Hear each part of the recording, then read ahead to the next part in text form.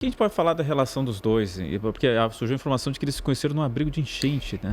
Exato, Léo. Hoje, né, a informação que a gente conseguiu obter, o repórter Vitor Rosa até obteve mais informações com familiares dela, é de que eles iniciaram um relacionamento no ano passado ainda, eles se conheceram num abrigo durante o período da enchente, chegaram a romper esse relacionamento no ano passado e retomaram essa relação havia cerca de 6 meses, né? O que se sabe até o momento é isso, ele não tinha muita relação com as pessoas próximas a ela, não era uma pessoa que ia na casa de familiares dela, por exemplo, não. Os familiares, inclusive, relatam que ela começou a ir menos, né? Ela antes tinha mais relação com os familiares e depois que ela inicia esse relacionamento aí nos últimos meses, ela passa a ir menos, ela mantém mais esse relacionamento com ele. Eu queria aproveitar, Léo, para fazer uma pergunta para a doutora Vivian.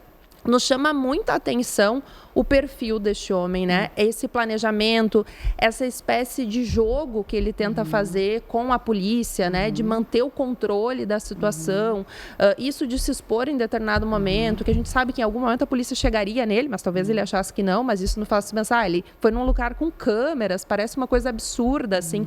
O que da sua área da psiquiatria, o que se pode falar em relação ao perfil de um criminoso assim, né? Porque a gente se questiona muito, né? Por que cometer um crime com uma série de atos que nos parecem tão absurdos, de certa forma, né? Além da barbaridade de esquartejar uma pessoa. Mas o que a gente pode falar em termos de psiquiatria, assim, doutora? Ele fecha com o perfil de um antissocial, com características narcisistas bastante graves, bastante evidentes. O que a gente sabe dos uxoricidas, né? Aqueles que matam as companheiras? Esse é um delito que tende à reincidência. Então, se ele matou essa, poderia ter matado outra. Qual é a doença? A doença mental difere desses quadros. Por exemplo, quando um matricida é um doente mental grave, geralmente ele está no local do crime. Ele não oculta o cadáver. Ele não desaparece. Ele não tenta ocultar provas, não concreta ninguém na parede. E nesse caso chama a atenção que ele permanece com o corpo, né? Assim como no caso da mãe. No caso da mãe ele concreta e permanece, e no caso da vítima também. Agora ele permanece com esse cadáver ali. O controle sobre o corpo, sobre o cadáver, tem algo a ver com a relação dele com o cadáver. Eu acho que isso é importante também. Tem que se estudar melhor a relação dele com o cadáver. Tem aspectos muito perversos no funcionamento dele. Não sei se perverso do ponto de vista sexual também. Né? Que hábitos que ele tinha sexuais, eu acho que é uma outra coisa para se pesquisar melhor. Eu fiquei pensando na história da cabeça, né? Os feminicídios têm muito lesão na cabeça, né? O agressor de mulheres normalmente agride muito a cabeça. Eu acho que a cabeça tem muito emblemático do ponto de vista do que pensa uma mulher, do poder que uma mulher, do controle que a mulher tem sobre talvez um desejo masculino, não sei. De qualquer forma, a cabeça da mulher é um local muito agredido pelo homem, a face, né? E isso tem também, eu acho que duas situações que eu acho que estão ligadas com isso, que é a história da cabeça da Medusa, que é uma coisa assim de ficar meio controlado por aquela cabeça, e o troféu que ele tem na mão. Eu acho que essa cabeça, esse crânio, é um troféu. Assim como era um troféu de guerra, né? Então, de alguma forma, ele está todo o tempo mostrando que ele é poderoso, ele que tem controle da situação. Eu acho que esse é um aspecto bastante importante nesse tipo de perfil, que eles têm uma necessidade muito grande de manter o controle do corpo e o controle sobre a situação, inclusive da mídia. Delegado, o senhor quer complementar aí? Não, estou ouvindo a pergunta da Letícia, a resposta da doutora, que isso nos chama a atenção também, o tempo que ele manteve, né? E isso que a senhora falou, que é exatamente o que os policiais perceberam, e, claro, é difícil falar em normalidade, né? Mas talvez em comum, né? O comum num feminicídio, que envolve feminicídio de relação íntima, é aquela situação que acontece, que já tem algo que aconteceu, já tem um contexto mais difícil, que a família já sabe, às vezes tem alguma medida, às vezes não, há um certo atrito, né? E também nós não recordamos de um feminicídio que tenha tido um grau tão grande de planejamento, como ele demonstra ter. Exato. Porque parece que ele planejou tão bem que ele escapou a primeira vez. Sim. Primeiro lançamento do corpo, ele escapou. Sim. E aí na segunda, talvez como a senhora lembrou pela vaidade, ele fez isso. Então parece, a senhora traz, né, a questão de pessoas que matam as mães, né? para nós, ele piora um pouco a capacidade dele, mais forte de crime, porque ele planeja, quer ter controle, ao mesmo tempo quer se expor, ao mesmo tempo ele organizou tudo, ele quer se passar por ela, né? Ele guarda algumas coisas para ele, que ele deve ter descartado no final, quando ele achou que poderia ser pego. Então, realmente, isso, ouvindo da senhora, casa muito com o que nós, empiricamente, os investigadores, na visão da investigação criminal, têm observado. E na avaliação dos investigadores, ele fica bastante longe de alguém que não tem controle sobre o que está fazendo. Pelo contrário, absoluto controle e mais. Ele quer ter controle sobre o Estado, sobre a polícia, sobre a imprensa, sobre a sociedade. É o que o Dr. Brzuska falava aqui até fora do ar. Olha, ele é um cara muito inteligente, viu? Bom, mas enfim, a gente estamos nos encaminhando aqui para o encerramento do programa. Tem um minutinho final para cada um aqui. Dr. Sidney Brzuska, de novo, reitero aqui o agradecimento. O senhor é uma autoridade, referência em assuntos desses que a gente está discutindo. E, enfim, tenho aqui uma admiração muito grande pelo seu trabalho e toda a sua trajetória aí. E volte mais vezes aqui ao Conversas Cruzadas. Obrigado. Só para recuperar aqui que eu não falei, que foi mencionado, como é que essa pessoa saiu da prisão com tanto pouco de tempo, de pena e tal. Bom, a lei brasileira determina o seguinte, que vale a lei mais benéfica. Né? E na data que ele cometeu o crime anterior, não era a lei que está vigente hoje. Aquela lei era mais benéfica. Né? Sim, há 10 anos, né? Exato. Então, a lei da época era 40%. Né? Ele cumpriu os 40%. E trabalhou um monte dentro da prisão, foi louvado, etc. E a colega progrediu ele, faltando 2 meses para o lapso ali, né? Entende?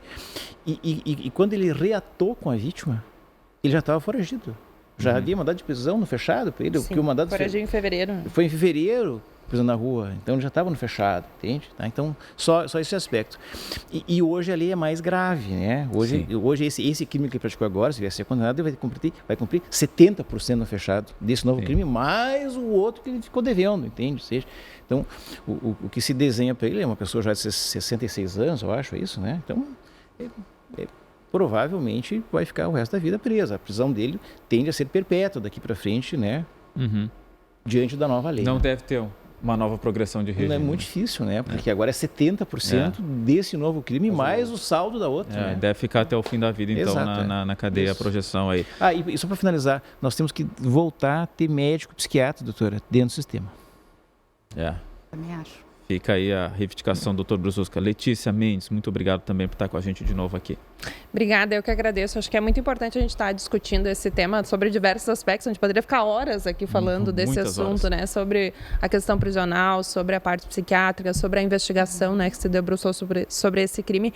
Mas eu queria só para encerrar, assim, reforçar que embora a gente esteja falando de um crime que é muito fora do comum, a gente também está falando de um feminicídio, né? Também. Lembrar que a gente está falando, sim, de um feminicídio, que é um crime que continua, infelizmente, continua crescendo no nosso estado, né? A gente está falando de violência contra a mulher, né? De crimes de ódio contra mulheres.